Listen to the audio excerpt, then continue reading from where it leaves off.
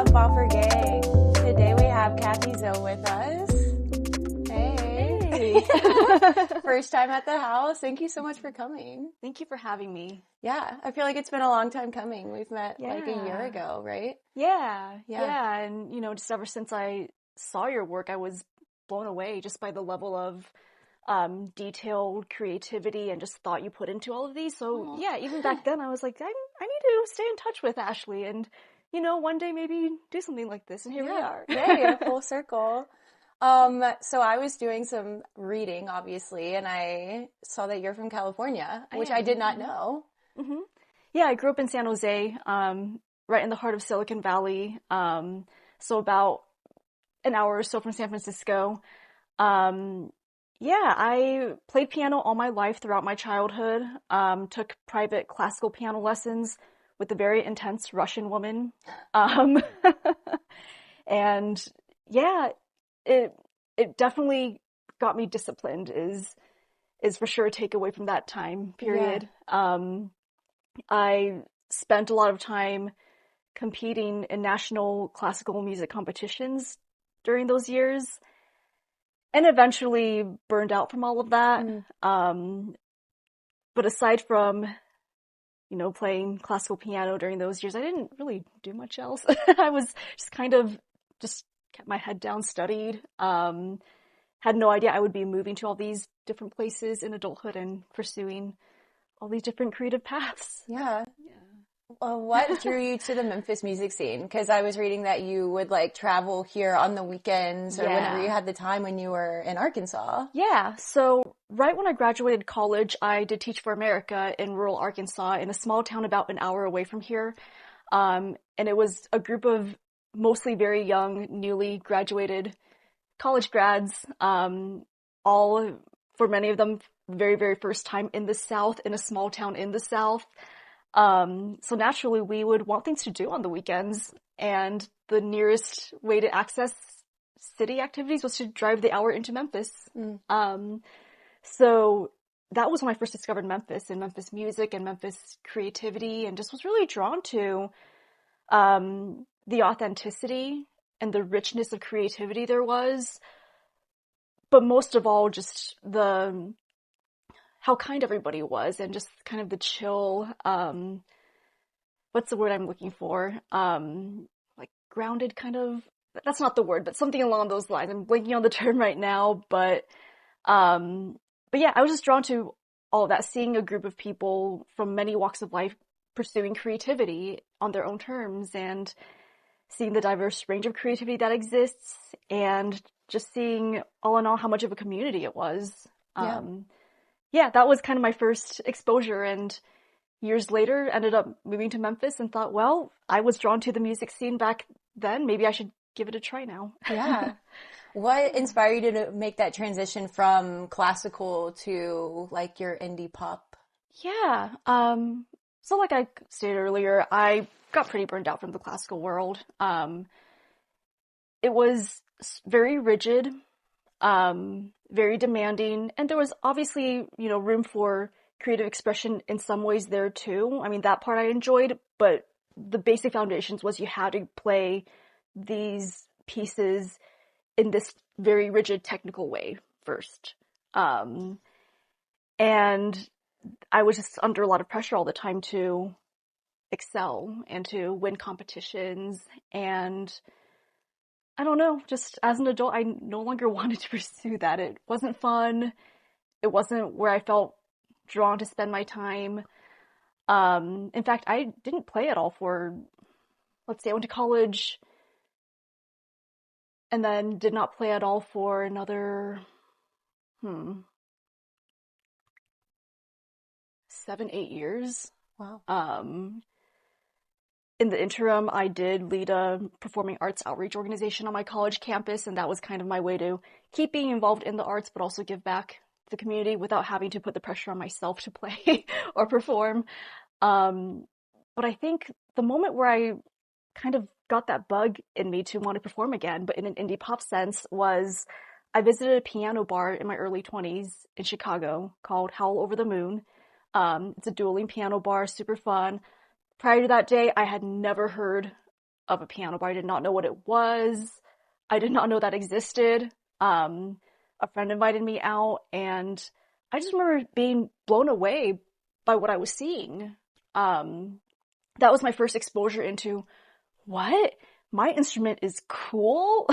Like, yeah, it was, these two pianists trading off parts, taking audience requests for mostly popular songs, but it was just so engaging and so much fun. And I remember in that moment thinking, maybe I could try that one day.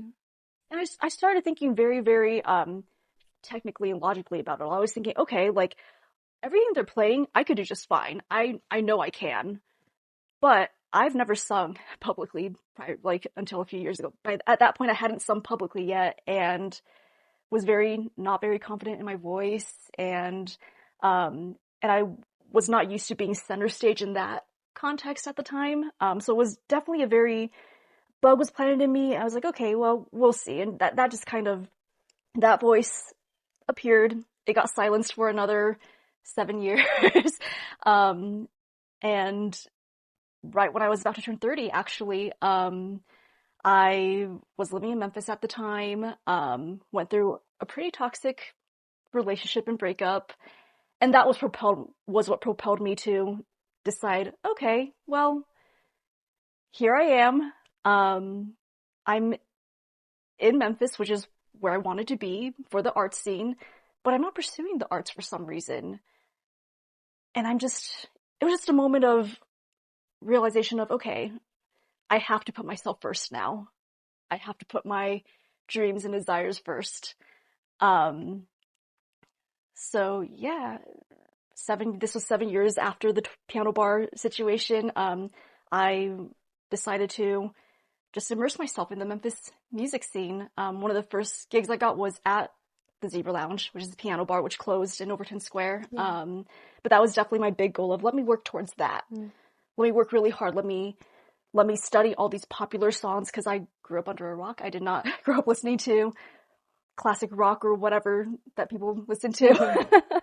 So learning all these songs in my 30s was certainly a challenge, but also kind of magical and enlightening, hearing this music for the first time as an adult. Yeah. Like, yeah, I mean, I think now there's kind of a magic to that experience.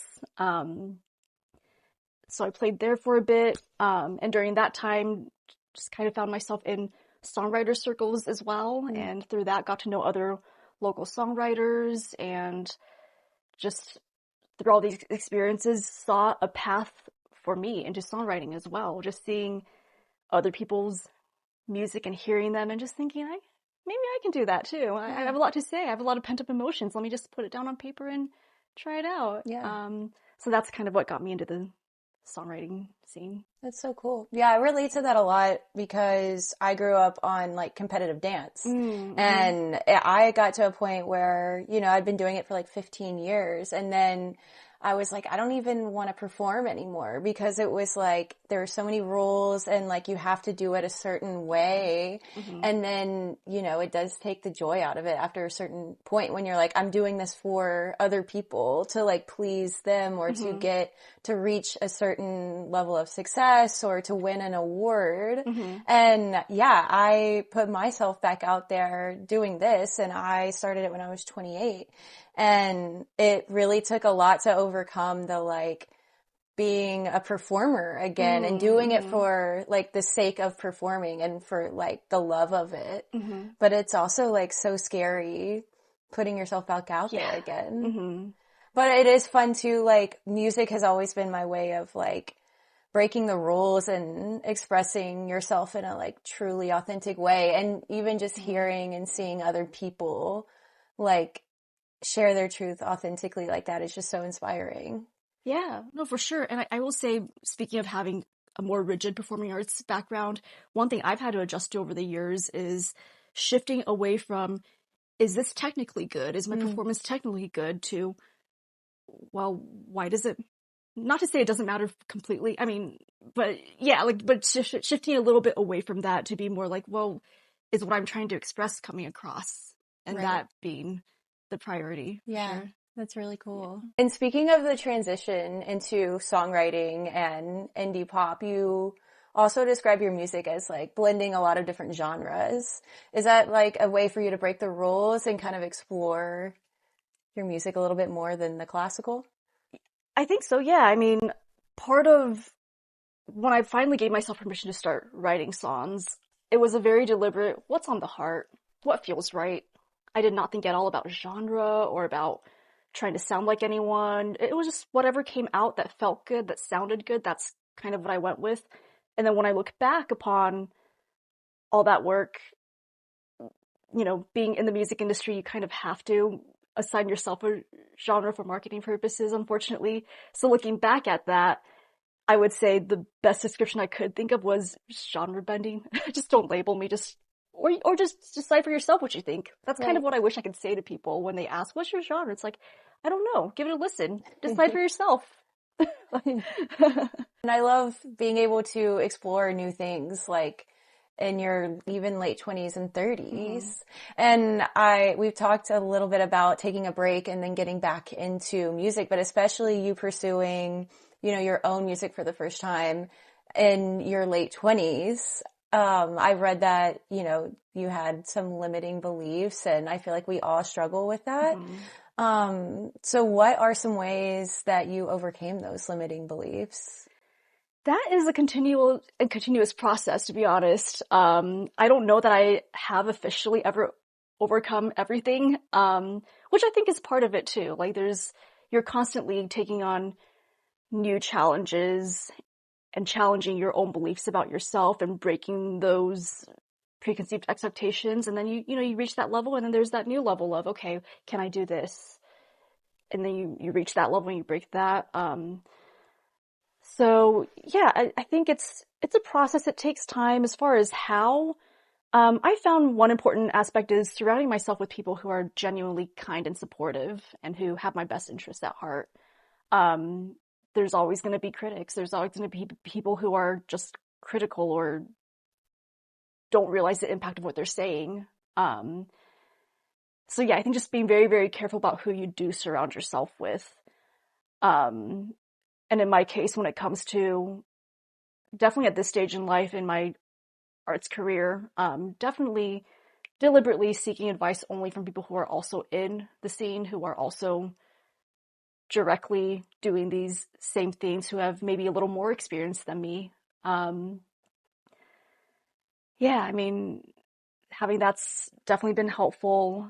I think it's easier said than done, but also whenever the limiting belief does come up, just kind of trying to ask yourself, well, where did that come from? Who said that to me? Like kind of tracing it back, finding out the source of where that messaging came from, and just kind of evaluating as an adult now, okay, how true and valid is all that?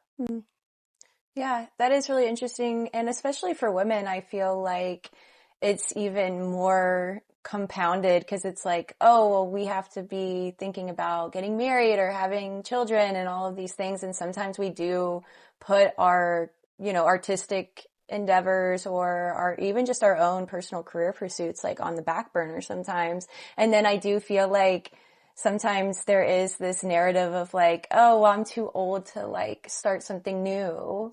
And I do feel like sometimes that's like a subliminal message that we receive from just like society. And yeah, it's a hard thing to unlearn. Yeah, Yeah, for sure. But it is nice like being in a creative community and just also coming to terms with like, if you are passionate about something, like age is never going to take away from that. Exactly. And the like desire to want to explore more. Yeah.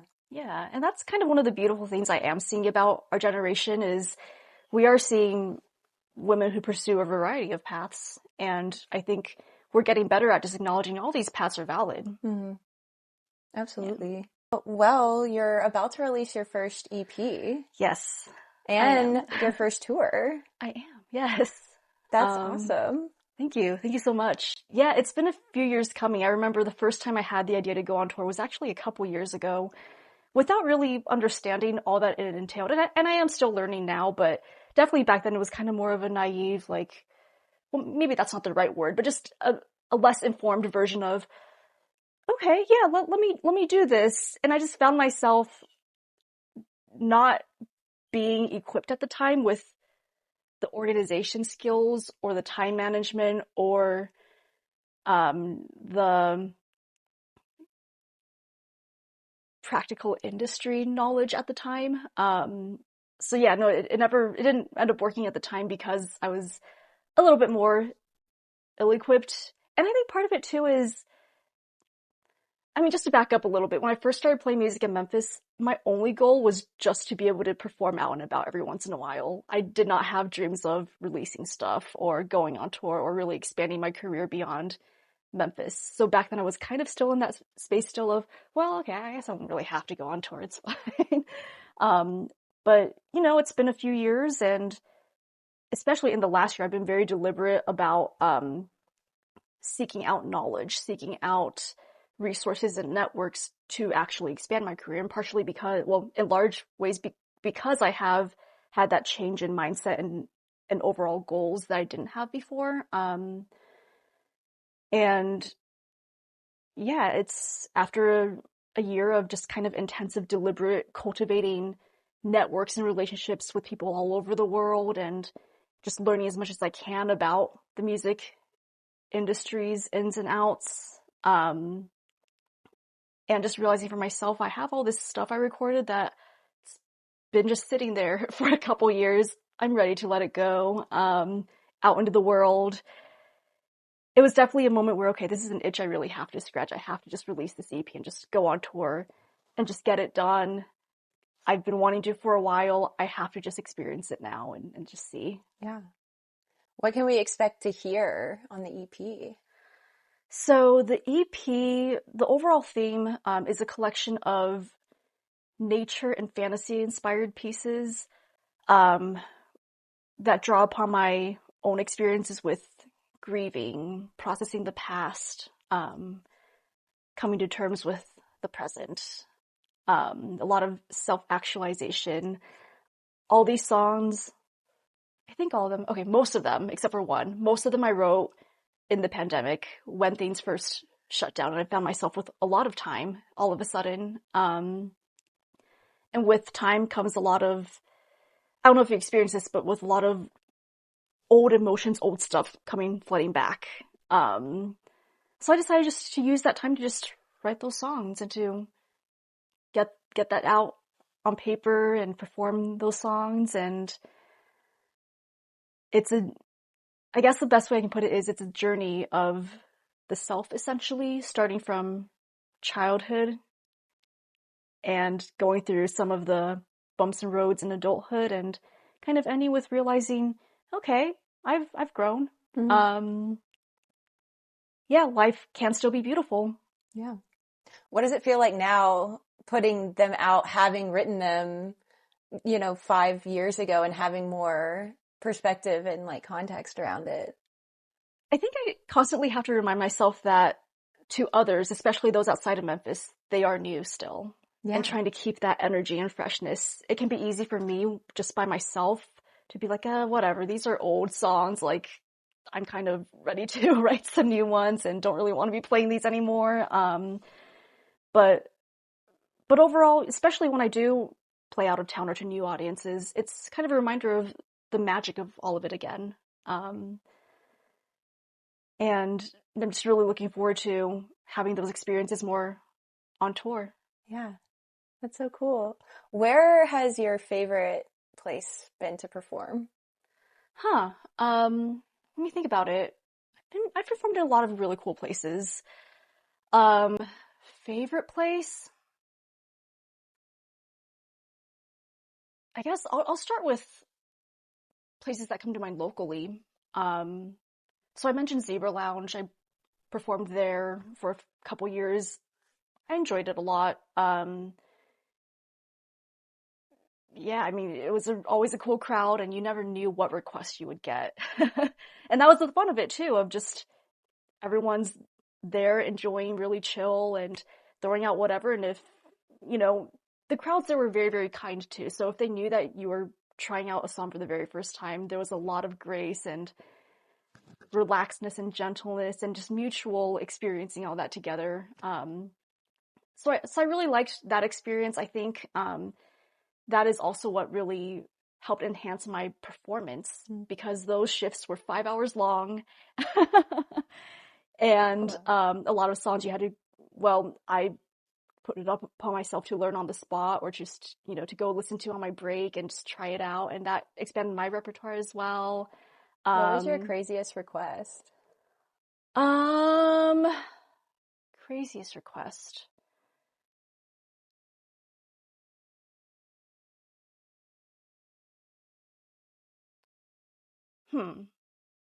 Okay, it's not really that crazy, but it was it threw me off guard that day. Baby by Justin Bieber. I was like, okay, yeah, I've heard it before. So I'm playing it and singing it, and then I forget, like, midway through with the rapping part, I forgot that part existed. So I'm literally playing, and then I'm like trying, and I see that part, and I have a moment where I'm like, oh wait, hold on. So I'm continuing to play, pretending like I know what I'm doing, and I just say into the mic, I'm like, yeah, so I forgot there's this rapping part coming up. So I'm just gonna try it. And tried it, and it was great. It was a lot of fun, and everyone was super supportive.